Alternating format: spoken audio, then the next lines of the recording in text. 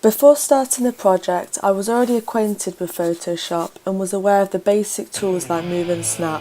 However, one thing that I was unaware of was the methods of image manipulation and how I could change the lighting in my images. So, to find out more, I researched into how to do it. Through the internet, I found some YouTube videos and articles which taught me how to manipulate the lighting of images. I also used what I already knew about the magnetic lasso tool and applied it to this technique. This came in handy for me when I had to alter the brightness of my main image, as one of the models was too dark and wasn't equally lit. To do this, I selected them using the magnetic lasso tool. Then I altered the levels, contrast and exposure in my image. I altered it all so that all the models were in similar lighting, as you can see now. I also wanted to find a way to remove the blemishes from the images. I discovered how to do this using the spot healing tool. I then selected the blemishes on the picture, for example a smudge in the makeup, and removed it using the brush. I also learned how to alter images by changing hair colour and whitening teeth. This is again from internet articles. This was done using the brush tool, lowering its opacity and hardness, and then going over the teeth of the models.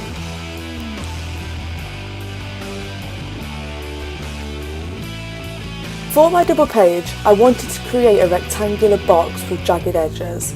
I began playing around with the custom shape tool, as you can see on my earlier drafts. However, I didn't like the outcome. I then decided to use the brush tool to create distorted shapes. I used the brush tool to go around the already formed rectangles to alter their shapes and make them seem messier. This went well with my magazine's messy style. For the text box on my double page, I wanted to back it with a shape that was slightly see-through so that you could still see the image behind the text. After asking those around me, I discovered that to do this, you had to change the blending options of the shape. You had to turn down the opacity, and this is what created the see-through effect to my box. Before starting the project, I was not aware of how to use the shortcuts on a Mac computer. So I picked this up in the process of making my magazine, as I wanted to make the creation process quicker for myself.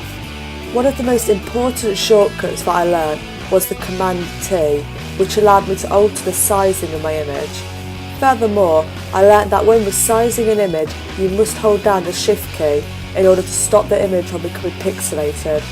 Another shortcut I found helpful was Command H, which temporarily removed the guidelines and enabled me to see my magazine without having guidelines in the way. This was useful in particular when I had to make sure my boxes were in line, as the removal of guidelines allowed me to be more critical of my work.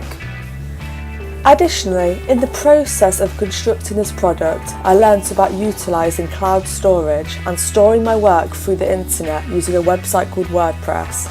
This is because I needed a way to present my work. I had never really used cloud storage before, and WordPress made things easier for me, as I didn't have to worry about losing my work or having to print it out. It also meant that I could easily access my work from anywhere, as all I needed was the internet, so I could edit my writing from my laptop, school computer or phone.